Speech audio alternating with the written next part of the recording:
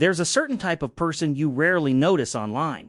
They don't post constantly, they don't react to every viral moment, and they don't feel the need to explain themselves. They don't announce that they're different, and they don't make a show out of leaving platforms. Most of the time, they're simply absent from the noise, and that absence tends to confuse people who are deeply immersed in trends.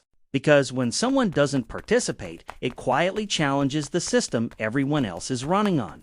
This video is about understanding the psychology behind people who don't care about trends and why that choice is rarely accidental. Trends exist because they remove the burden of thinking.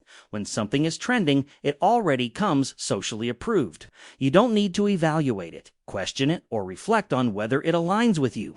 You simply participate, knowing that thousands of others are doing the same thing. Psychologically, this reduces uncertainty and social risk. For most people, that feels safe, familiar, and comforting.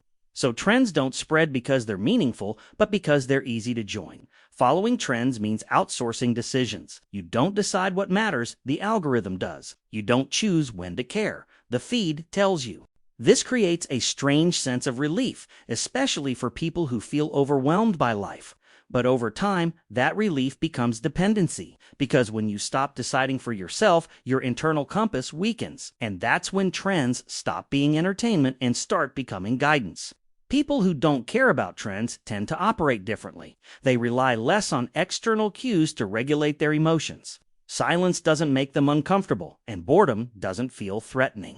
They don't need constant stimulation to feel engaged with life. Instead of asking what's popular, they ask whether something is relevant to them. That internal filtering slows them down, but it also protects their attention, and that alone places them outside the trend-driven system. Trends are fueled by validation loops. Likes, views, shares, and reactions create constant feedback.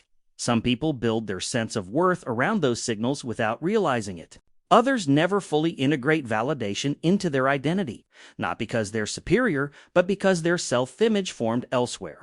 They don't experience absence of feedback as rejection, so trends feel unnecessary, not tempting. When someone doesn't participate, it creates friction, because it exposes how automatic participation has become.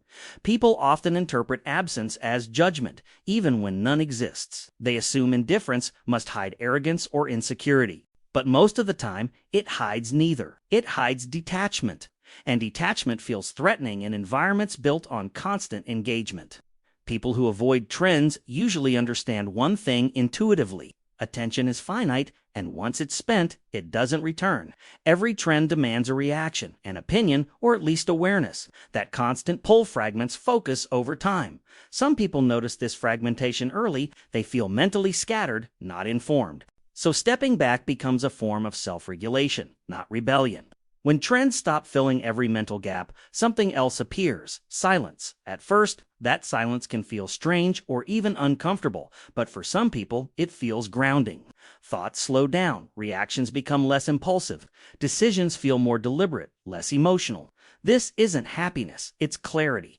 Avoiding trends doesn't make someone wiser or more evolved. It doesn't guarantee success, peace, or insight.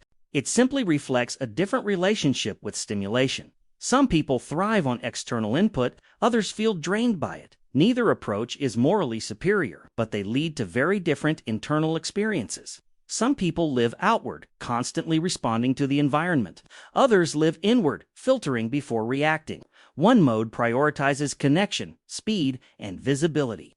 The other prioritizes autonomy, depth, and control.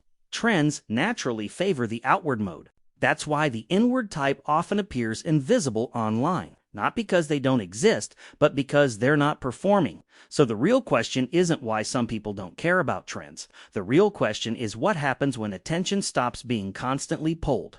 What changes when reaction is no longer automatic? What space opens when silence is allowed to exist? For some people, that space feels empty. For others, it feels like freedom. And that difference explains more than most trends ever will. If this perspective felt familiar, you're not alone. Many people sense these patterns long before they can explain them. If you enjoy psychology-based observations like this, like the video and subscribe. Here, we don't chase trends. We observe how behavior actually works.